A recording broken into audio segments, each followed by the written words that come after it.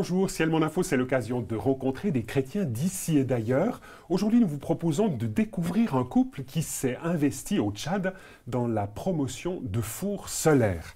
Irène et Andreas Zurbrugg, bienvenue sur ce plateau de Ciel Mon Info. Vous avez passé 9 ans au Tchad, de 2006 à 2015, pour le compte de la MET, la mission évangélique au Tchad. Voit-on dans ce pays des signes concrets du réchauffement climatique ? Comme on le sait, dans les pays de développement, ce sont eux qui souffrent beaucoup de ce réchauffement climatique. Et ce qui est très visible, c'est qu'il y a de plus en plus de mauvaises saisons pluvieuses, c'est-à-dire il pleut beaucoup, à la fois où il pleut presque rien.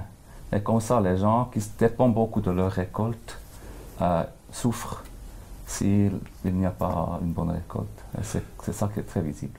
Alors vous êtes parti vous-même, vous Irène, comme infirmière, vous comme ingénieur en bois, menuisier, spécialiste de toutes sortes de développements en matière de bois.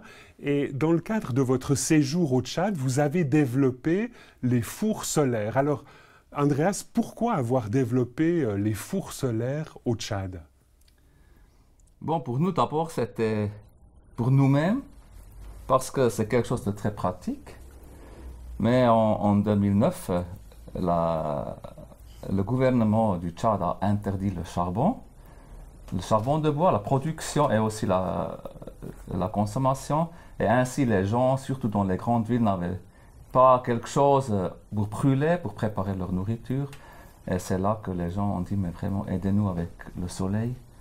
Aidez-nous avec ces fours solaires pour préparer nos aliments. Donc ça, c'était en 2009, mais vous étiez déjà depuis 2006 au Tchad et Irène, vous utilisiez déjà à ce moment-là, dans le village où vous étiez, un four solaire. Oui, bon, de tout le temps, en fait, j'ai pratiquement fait toujours ma cuisine avec le soleil. Alors, c'est assez impressionnant depuis ici d'imaginer qu'une Suissesse se mette à cuisiner au four solaire. C'était facile ? Oui, je trouve que c'était assez facile. J'avais une bonne aide qui m'a introduit. C'était aussi une Suissesse. Et elle m'a bien expliqué comment faire. Et donc, vous n'êtes pas arrivé sur place au Tchad avec un four solaire. C'est quelqu'un qui pratiquait déjà ce type de cuisson sur place. Avant, je n'ai pas connu. D'accord. C'est là-bas que j'ai fait connaissance et j'étais tout de suite émerveillée. C'est une super chose. Les mets préparés par votre épouse via le four solaire, c'était la même chose qu'en Suisse ou presque ? Bon, toutefois, la nourriture là-bas n'est pas la même comme ici, mais normalement c'était très bien fait, je dirais, oui. C'est bien que certaines choses, il fallait d'abord un peu des expériences, mais après une, deux fois, là, c'était très bien. Et le goût est très très bien, parce que ça cuit à basse température, ça garde bien le goût. Je dirais, on a bien mangé avec les fours solaires. Oui.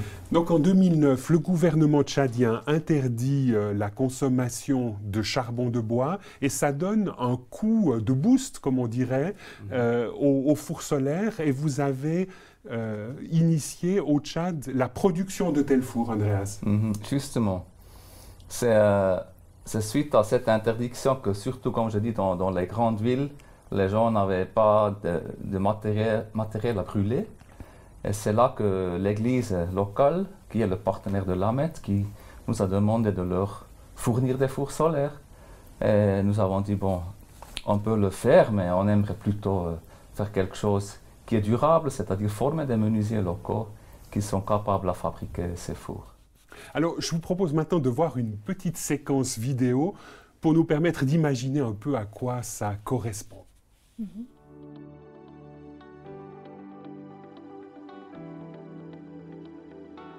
Le projet Promosol fait la promotion de l'énergie solaire. Des animatrices démontrent l'utilisation des fours. Des artisans sont formés pour fabriquer des fours et des séchoirs solaires. Les repas de midi sont cuits grâce au soleil. Des économies substantielles pour les ménages. Ici au Tchad, par exemple, le soleil, on l'a gratuitement. En ce moment, je l'utilise beaucoup plus pour faire un peu, bon, j'ai pas un grand fond, mais petit à petit, la viande, le jour où j'arrive à trouver à bon prix, je l'utilise, je fume et je revends. Je suis allée aussi au centre pour m'imprégner un peu de comment l'utiliser et tout. C'est vrai, je pense, hein, c'est un projet, je pense avec le temps, dans la mesure du possible, s'il faut ajouter et pouvoir faire des petits gâteaux pour commercialiser et tout, quoi. J'y pense. On a eu une formation pour 2 mois et on a fait 1 mois. Il nous reste 1 mois pour achever la formation. Ça, c'est ma première réalisation. Quand on a commencé là-bas avec le four simple, en même temps, j'ai commencé à la maison. J'ai réalisé au moins 2 à la fois, une à la formation là-bas et une caisse ici à la maison. Le gâteau, on le cuit avec le four. La durée de cuisson, c'est au moins 2 heures du temps. Et j'ai eu à mettre ça. Ça fait déjà 1 heure et il reste pratiquement 1 heure du temps. L'avantage, c'est une cuisson saine, qui n'a pas de fumée, et ça revient aussi gratuitement. Quand on prépare avec le four, on garde presque tout le goût, le saveur de l'aliment. Par contre, si on utilise le four électrique ou quoi, parfois ça se brûle, ça se carbonise, ou parfois dû à la haute température, le goût du gâteau n'est pas comme ce qu'on a fait au four. Parce qu'au four, la cuisson est progressive, petit à petit. Et ça fait une bonne cuisson. Moi, je suis un menuisier de formation. À part les fours, je fais les meubles, les lits, les chaises, les salons et tout d'autres. Je fais aussi les plafonnages, je plafonne aussi les maisons. Je fais la tôlerie des maisons aussi. J'ai commencé la formation au niveau de Promosol en 2013. Pour cette année, j'étais parti quelque part, on m'a appelé à aller faire les fours. Donc maintenant, pour le mois de décembre, j'ai réalisé au moins 5 fours ailleurs. Et également, j'ai réalisé aussi dans l'atelier ici, on a aussi les fours dans l'atelier. J'ai fait des expositions. Les gens passent sur la rue, ils voient, il y a des fours. Il y a des gens qui ne savent pas, moi je leur explique. À chaque fois, je présente quelque chose dans les fours. Quand les gens passent, je leur donne à goûter un peu. Donc ils sentent que ça c'est le four. Et aussi, j'ai des amis, j'ai des contacts quelque part, que je leur laisse mes contacts. S'il y a quelqu'un qui veut les fours, on fait aussi la promotion. Surtout les gens qui sont à l'extrémité de la ville, quand ils achètent et quand ils font des choses, les gens voient, donc ils viennent ici pour nous demander. Donc c'est comme ça qu'on leur montre comment ils font. Donc c'est ça seulement. C'est comme ça que j'arrive à avoir un peu de la clientèle au niveau du four. Aujourd'hui, c'est les tomates que j'ai mis dans le séchoir. C'est moins coûteux et c'est propre, il n'y a pas de saleté. Alors Andreas Zurbrugg, on vient de voir quelques images qui nous permettent un peu d'imaginer à quoi correspondent ces fours solaires. En fait, ce sont des sortes de caisses en bois, plus ou moins grandes, selon le format souhaité par l'acheteur. Mm-hmm. Effectivement, c'est 2 types qu'on a fabriqués. J'ai un peu changé certaines dimensions par rapport au matériel qu'on trouve localement, c'est-à-dire surtout les vitres qu'on trouve au marché. Il fallait un peu dimensionner les fours concernant la taille des vitres qu'on trouve. Et voilà, c'est ces 2 modèles qu'on a appris les menuisiers à les fabriquer. Et là, depuis, donc ça c'était en 2009-2010, depuis lors, combien est-ce que vous avez réussi à fabriquer de fours solaires? Bon, quand on a quitté en 2016, on était autour de 1000 fours, peut-être un peu plus. C'était un peu difficile à contrôler parce que les fabricants, ils travaillaient chez eux et il n'y a pas tout le monde qui nous a rapporté le nombre qu'il a fabriqué. Mais on estime qu'on était autour de 1000 fours. C'est clair que certains, on a fait en formant les gens. La plupart, on a vendu au centre Promosol. Mais les menuisiers eux-mêmes aussi ont vendu leurs fours chez eux. Donc la Promosol, c'est l'association dans laquelle votre travail était inscrit. Justement. Et il y a un label Promosol. Justement, Promosol, c'est le centre de promotion de l'énergie solaire. C'est là où on a formé les gens. Et c'est vrai qu'on a aussi donné un label à tous les fabricants.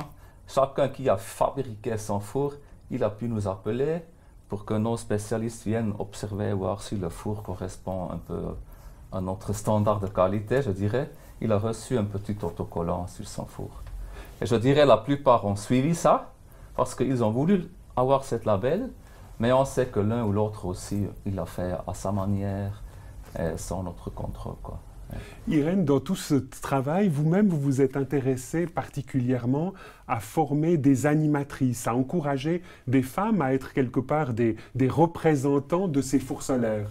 Oui, les femmes, ils sont parties après dans leur église, dans leur entourage pour former, ou plutôt aussi informer les gens. Oui, c'était quelque part, vous étiez responsable de la commercialisation des fours. Oui. Et ça marchait, les femmes s'intéressaient? Il y avait beaucoup qui se sont intéressés beaucoup. Ça veut dire la plupart s'est beaucoup intéressé.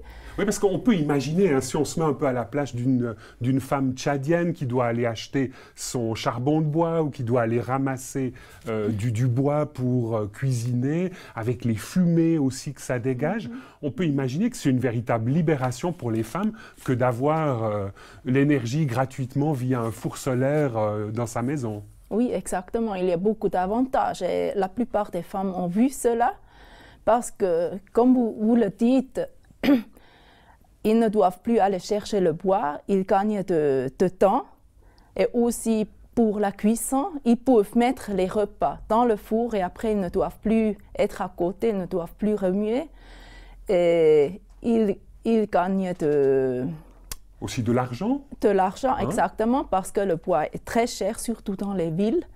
Et c'est aussi très bon pour la santé, parce qu'il n'y a pas la fumée qui brûle leurs yeux et ils n'ont pas les problèmes avec les enfants aussi, qui parfois se brûlent ou tombent dans le foyer, c'est ça? Exactement, ça aussi. Mais finalement, bon, quand on vous entend 1000 fours solaires vendus, on se dit, pour une grande ville ou pour un grand pays comme le Tchad, c'est finalement pas beaucoup.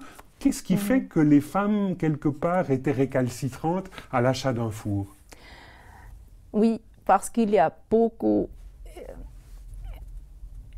C'est surtout leur coutume de commencer tôt ou de remuer dans les repas et de changer cette coutume, la culture, c'est très très difficile pour les femmes. J'ai cru comprendre aussi qu'il y avait une sorte de répartition des rôles entre hommes et femmes, les messieurs étant chargés de l'achat du bois et du charbon, et puis les dames s'occupant d'autres choses, et que finalement ça venait perturber ces rôles. C'est bien ça? Exactement. Parfois, il y avait les hommes qui ont acheté le four parce qu'ils ont trouvé que c'est une bonne chose. C'est une bonne affaire. C'est une bonne affaire, on va faire des économies. Mais les femmes n'étaient pas prêtes pour changer leurs habitudes. Et il y avait des autres, le contraire, que les femmes auraient voulu le four, mais les hommes n'étaient pas prêts pour payer le four. Combien est-ce que vous avez formé de femmes pour faire cette commercialisation des fours, Irène Zurbroek? On les a pris dans le centre pour faire 3 semaines de formation. On a fait chaque jour un repas. Mais on les a formés aussi dans différentes, comme la nourriture saine, l'hygiène. On a fait chaque jour aussi une méditation. Pourquoi il faut utiliser le four? On les a formés dans différents domaines. Parce que ce qu'il faut dire, on ne l'a pas dit jusqu'à maintenant, c'est que vous êtes infirmière et que finalement, bon, ben, voilà, ça fait partie de la dynamique d'une famille en bonne santé, d'une bonne nutrition. Exactement. Oui. Andreas Zurbroek, quel est l'apport d'un four solaire dans la lutte contre le réchauffement climatique? Oui, l'apport du four solaire, voilà, vous avez dit, c'est seulement 1000 fours, c'est vrai, cet apport, c'est certainement pour le moment plus ou moins négligeable, mais son potentiel est grand, je dirais, parce que on a vu les femmes tchadiennes ou les foyers tchadiennes qui utilisent le four, ils peuvent économiser jusqu'à 80% de leur fagot, ou de leur charbon, ou de leur gaz. C'est-à-dire, on pourra vraiment économiser sur ce bois. Il fallait moins couper les arbres dans les forêts. Donc c'est un moyen, sur place, d'arrêter la déforestation? De diminuer la déforestation, je dirais. C'est vrai que le four ne cuit pas la nuit ou quand il pleut. Ça, c'est un peu un désavantage. On peut dire que le potentiel est grand de beaucoup diminuer cette déforestation. Est-ce que vous avez essayé d'estimer à combien de tonnes de CO2 un four solaire permet de remédier? Oui, c'est un calcul un peu difficile, mais on a quand même essayé à estimer ça. Et on a trouvé que le grand four solaire, le grand modèle, utilisé pour une famille de taille assez grande, peut économiser jusqu'à 3 ou 3 tonnes et demi Par de année. CO2 par année, justement. Ouais. Et ça, à l'échelle du Tchad, Oui, pour un Tchadien, c'est beaucoup parce que c'est presque... Les Tchadiens, comme ils ne conduisent pas beaucoup des voitures ou des motos, tout ça, je dirais, c'est presque... Ils peuvent diminuer leur consommation de charbon et de CO2 par la moitié ou même plus, parce que c'est leur production de CO2 principale, la préparation de l'aliment. Pourquoi est-ce que finalement un tel produit qui paraît être localement utile n'a pas été davantage encouragé par le gouvernement? C'est une bonne question, parce qu'on a beaucoup sensibilisé les politiciens, on a même vu le président, les ministres, tout ça. Et de la première vue, là, ils sont tous encouragés, mais je pense qu'il y a plusieurs barrières qui ont fait que ce n'est pas vraiment soutenu par l'État ou par la politique. Un, c'était que nous étions d'abord une petite ONG. On travaillait aussi au sein de l'Église, c'est-à-dire il n'y a pas quelque chose à trouver de côté, à gauche et à droite, je pense. On était toujours très clair avec notre communication qu'on ne soutient pas la corruption. Même si on a vu en contact avec certains politiciens, ils cherchaient toujours leur bien aussi.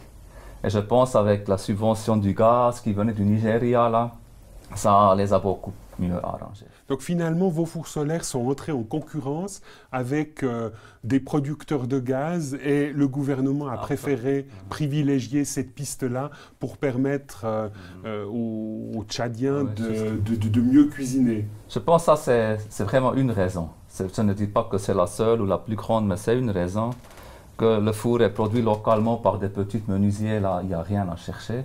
C'est juste pour les petits menuisiers un peu partout dans la ville ou dans le pays. Et si on importe le gaz à grande échelle, c'est peut-être plus facilement contrôlable et aussi plus intéressant économiquement. Du point de vue financier. Ouais. Andreas Zurbrugg, est-ce que c'est un produit, ces fours solaires, qui ne mériterait pas d'être promu ailleurs en Afrique? Oui, on voit des mêmes projets un peu dans plusieurs pays de l'Afrique, surtout dans la zone de Sahel, où je dirais il y a beaucoup de soleil, ça fait sens de le faire là-bas. Mais c'est partout, ça reste un peu un produit de niche. Je pense que c'est un peu à cause du problème que Madame elle a dit, c'est les difficultés culturelles, on a des habitudes de cuisson, des habitudes comment préparer là, les aliments. Mais c'est aussi une affaire politique, il faut que la politique change. Et jusqu'à là, on ne voit pas vraiment une volonté. Irène Zurbrugg, vous êtes une fan de ces fours solaires parce qu'actuellement vous êtes donc de retour en Suisse, vous habitez la région de Winterthur et vous continuez de temps en temps à cuisiner avec un four solaire. Pas seulement de temps en temps. S'il y a, excusez-moi, s'il y a le soleil, je l'utilise toujours. Et pour l'utiliser pour la cuisson, pour cuisiner en Suisse, c'est quelque chose qui marche bien? Ça marche très bien. Je peux faire le pain, le riz, la viande, les gâteaux, tout en fait. Sauf pour rôtir, c'est pas possible pour la friture. Oui. Donc finalement, c'est aussi un produit, Andreas, qu'on pourrait commercialiser ici en Suisse. Il y aurait un marché dans notre pays pour ces fours solaires? Oui, je dirais, nous on donne la preuve que ça marche pendant les journées bien ensoleillées. Mais c'est clair, je pense que les Suisses ont des moyens de cuisiner un peu plus facile ou un peu plus, comment on dit, simple, quoi. Et plus rapide surtout, si ça prend du temps, il faut mettre les choses au four à temps. Après, on attend 2-3 heures jusqu'à la chose est cuite. Nous, on est plutôt fast-food en Suisse, je pense. Il faut que ça aille vite, quoi. Oui, c'est ça. Comment est-ce que vos voisines appréhendent le fait? Parce que je crois qu'elles vous voient puis que vous leur montrez un peu comment ça se passe. Ils ont beaucoup d'intérêt, ils trouvent que c'est une super chose. J'étais juste cet été dans plusieurs écoles ou dans plusieurs classes pour faire des gâteaux avec les enfants. Et ils ont beaucoup aimé. Alors l'intérêt est là, mais voilà, c'est un peu une chose qu'on peut faire, mais ce n'est pas pour eux. Irène et Andreas Zurbruck, merci beaucoup d'avoir accepté de venir sur ce plateau de Ciel Mon Info. Je rappelle que vous avez travaillé pendant 9 ans au développement de l'énergie solaire avec la mission évangélique au Tchad, notamment en lien avec le développement de ces fours et aussi de séchoirs. On n'en a pas trop parlé, mais vous avez aussi, Andreas, développé des séchoirs en 2 mots. Qu'est-ce que ça permettait de faire, les séchoirs? Bon, le séchage, c'est un moyen pour conserver les aliments. Ce sont des légumes ou des fruits ou des poissons. C'est un moyen que les Tchadiens connaissent déjà. Mais avec les séchoirs solaires, ça va d'abord plus rapidement et deuxièmement plus hygiéniquement. Donc ça, c'est aussi une autre façon de développer l'énergie solaire sur place. Absolument. Mesdames, Messieurs, nous espérons que cette émission vous aura intéressé. Au revoir et à bientôt.